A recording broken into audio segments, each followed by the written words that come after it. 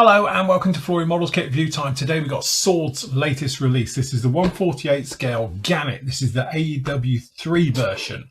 So again, to be honest, this is my favourite one because it's the cool looking one with the radar on the bottom. You know, don't get me wrong, I think the Airfix one's lovely and all the rest of it, but this is the version they should have done. But I don't think we'll see it. Anyway, as you can see, beautiful bit of box art on this one.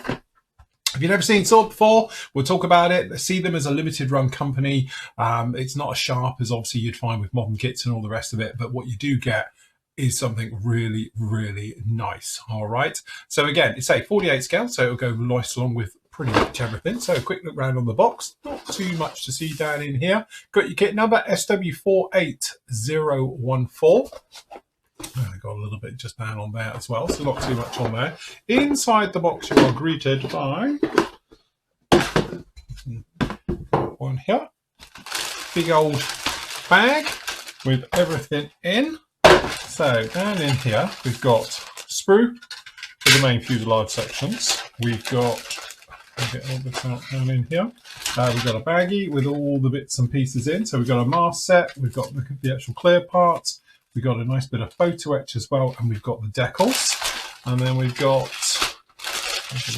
there we go, we've got 3 more sprues. So we've got a sprue for the wings. We've got a sprue for the smaller components and all the sort of cockpit details. And then over here, we've got one for, obviously, we've got the spinners on there and stuff like that as well. So as always, we will start with the old instructions. Okay, so instructions themselves. Before we stick back to something. All right, little booklet. So usual thing, got some blurb about the actual aircraft itself. We've got some photos showing you the actual colour things on this one. And then obviously we've got the parts down in here, including, as I said, really nice because we get the mask set for it, which is really good as well, and little instructions about using the mask. Now, one thing to remember before we get going on this, see Sword as a limited run kit. When we say that, you're not going to get all the niceties and the fancy dandy bits you get with other manufacturers, shall we say. So you're not going to get locating pins. Some of the plastic can be a little bit flashy, things like that. It's a price you pay for having something that's a little bit different. Because again, because it is different, the mainstream boys will stick away from it. This is where these companies like Sword come in and fill this particular gap. But don't be put off. Some of the best kits I've built out there have been Sword, I've done Fly. These are that sort of limited run companies. And you often think, you know, it takes a little bit more work to do it, but the detail is all there. You've just got to be adding all the little bits to it and stuff like that. But again, it's one of those ones. A lot of people get put off by it. I don't know why. You're a modeler. You can do it. All right. So as you can see, talking of detail, plenty of detail down in here in the cockpit itself. So we've got the seats going down in here. Obviously underneath you've got the big one for the actual radar guys down in there as well. And obviously we've got the pilot over there as well. So you see lots of details going in. We've got photo etch harnesses for something you're never going to see. All right, but the various things. So very good details that were down in here. All right. So again, all the difference of the equipment, you do get all the equipment and all the stuff that is going to go down in here. You can see it does become all the way through. Nose gear well and all the rest of it. The one thing I'd like to know is where you're going to stick the nose weight in this, because you are going to need a lot of it. All right. So again, we've got all of these ones down in there. You've got the gorgeous counter-rotating props and useless information, which I didn't know until a couple of years ago when we were talking about Gannets in general. But obviously they could turn off one of the engines. So it's only one lot of props. I thought it was twin driven, but no, they are completely separate. So we got those ones going down in there. And as you say, you've got the shaft coming forward. Exhaust being put on, multi-part exhaust going through there. It's just the complexity of the shape. It said limited run companies, they struggle because of the cost of it to produce one-piece slide molding, that type of thing. So obviously to get around that, they do it in multiple pieces. Then down in here, I think we've got the wheel wells being fitted down into the actual tops of the wings. And then obviously we've got the main gear going through as well. All right. So it jumps down and tells you about putting the actual areas on, but I don't think it actually mentioned, unless I missed it, about the 2 cockpit halves going together, which it didn't. Okay, so anyway, there we go. So magically it's all together and it's all in there. All right, so then once we've done that one, you can turn your attention off to all the mid-rear lumps and bumps. And this is what we're saying. Sometimes you don't see it out right straight away, but you have got tons of little tiny parts which are going to make up all the detail right the way through. So pilot stuff all being fitted down onto there, and then obviously we've got all the lumps and bumps going all over the wings. No wing fold, as you might imagine. Oh look, we're slightly out of step with this. This is now on here. So there we go. Interesting instructions. You know what I said about being limited run, short run kits? There you go. All right. So as you see, you've got both the crew down here at the back. It's not like the other version. It's completely different fuselage on these ones. So that's why I say about you can't just change them over and chop and change between the two. So there we go. That explains that, which is handy then because you should be able to get quite a lot of nose weight into this somewhere in the front here. Again, Airfix did this little job where you had it a little bay up on top of the actual wheel well section. Hopefully you'll have the same thing because the actual pilot should fit behind the wheel well. All right, so on top of the wheel well, you're going to stick all your nose weight. Again, it's going to be a little bit hit and miss how much you need because it's not mentioned down on there. What we do have as well is really nice marking options for this. So we've got 849 Squadron on HMS Hermes in 1968.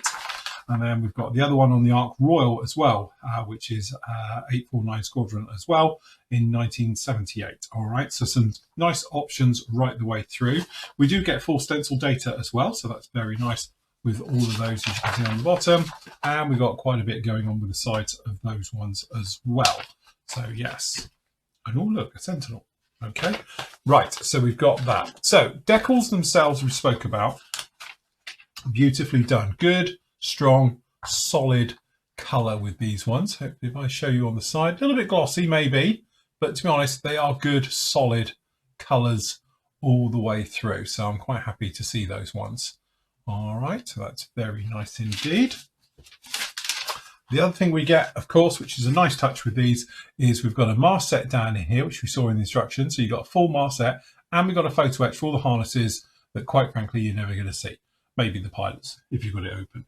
All right, so again, you've got that one down in there. But nice to see the companies making the effort coming through with the mast sets. So on this glorious plastic, as you can see, we have it. So it looks initially, when you look at this, it's quite softly molded. But the interesting thing is it has strengthening plates to sort of beef up the fuselage and all the rest of it. And that's where some of the detail can be sort of really highlighted. You can see these are actually raised plates coming through. We've got a raised one on the tail.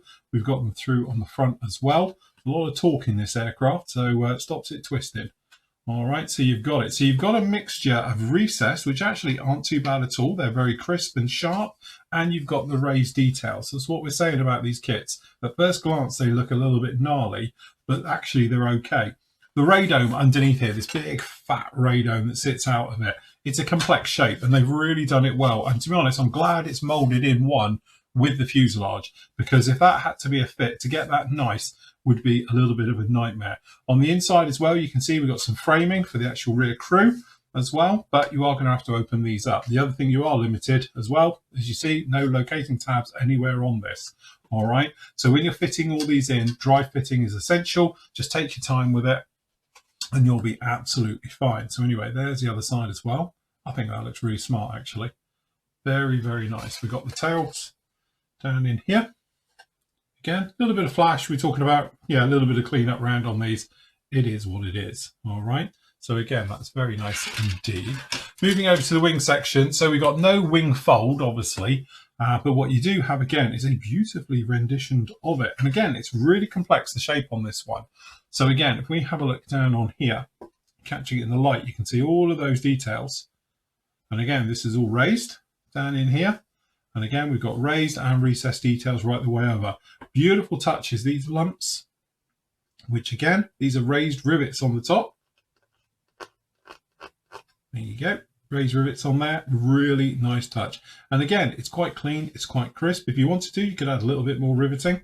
It wouldn't be rocket science on this one. All right, and again, something very nice. Inside the wheel wells, as I said, you've got nice details on these as well. These bits here, sometimes just have a test fit. Usually they're okay, but just have a test fit because you don't want them interfering with the other side and get your gaps. But generally, you can look at the inside. It's not a bad. You know, often sometimes you think this would be rough, but it's not. It's actually quite nice even on the blind side. Okay, so we got down in here. Big old sprue with various parts on down here. So we've got seats, we've got obviously parts for the tails, we've got those exhausts we were talking about, we've got some engine detail, you know, you name it, it's down in here. So again, we'll work our way round. So we've got fuel tanks, we've got the big old hook, which is quite nice. We've got the gear, which looks quite sharp and all the rest of it. Front end with the cowling area, obviously running ready for the drive. We've got the wheels. We've got some of the instrumentation for the actual sidewalls for the pilot, which is quite nice. Again, that's those tails and a nice mixture of raised and recessed details on all of those. On the other side here, we've got round for the spinner, for the contra rotating props. We've got the exhaust, looks very nice. We've got the pylons, again, with riveting detail, raised and recessed details on those as well. And again, these are the little things for the engines. And then down over here, we've actually got the wheel wells all the way through. So it's actually all looking very nice indeed. And I'm just lost the seat. All right. And again, not too bad. Pretty clean on the other side. Be quite handy with all of that one. Okay, last up we've got is some more of the bulkheads. And then down in here, we've actually got lots for the rear cockpit area. Looking pretty good, and the blades look pretty sharp as well. So starting over here, we've got that rear bulkhead. We've got this air scoop, which sort of comes from the front to the back, running down across the top of the cockpit area. This is all your anti-submarine warfare, surface warfare displays down in here, and all the boxes for it. We've got the seats, you name it. Again, side consoles over here. We've got one of the props there, lots of tiny little aerials, obviously for doing information gathering and stuff like that. Various things, cockpit floors, we've actually got bits for the gear and all the rest of it. All of it's really very, very nice indeed. Backs of the props may be a little bit of a sink mark issue going on in here, because I'm pretty sure they're not that thin. So you might have to do a little bit of filler work and a bit of sanding just to pack them out a little bit. That's not too bad at all. Last up, we got the clear parts. So down in here, they are really nice. Again, limited run kits, a lot of people are put off sometimes by the clear parts, but you can probably see those clear parts are clear. You can probably see. And it's a really complex shape, that shape, and they are absolutely fine. So no problem. So we've got these large, which are doors stroke windows, well, emergency hatches outside as well, with the domed windows for observing. Again, really very, very nice indeed. I love it. It's a brand new kit as well. This is a 2024 release. This is the time of doing this one. And it's one of those ones that, to be honest, I really wish Airfix had gone down this route. I know why, because there's more other versions with the version that they did, which is the actual AS1, AS4 type. But the AEW one as well, being down in here, okay, you lose a bomb bay or torpedo bay, whatever you want to get it, but you get the cool radar onto it as well. And a lot of videos, if you see them on Ark Royal and stuff like that, normally this one, all right, that you actually see. It's a real shame that Airfix didn't go down this route, and I was a little bit disappointed. And then I heard about this one coming out, and I thought, wow, really nice, new tooled, and actually it's really smart. I do love the raised and recessed details on this. And again, locating pins, I think they're overrated anyway, so as long as it all goes together okay, it'll be fine. And again, by the time you've got a nice paint job on this one, nice little bit of weathering, all the little aerials, it'll look as good as any AAA title out there anyway. It's just going to take a little bit more work to get it to go together, but boy, will it be worth it.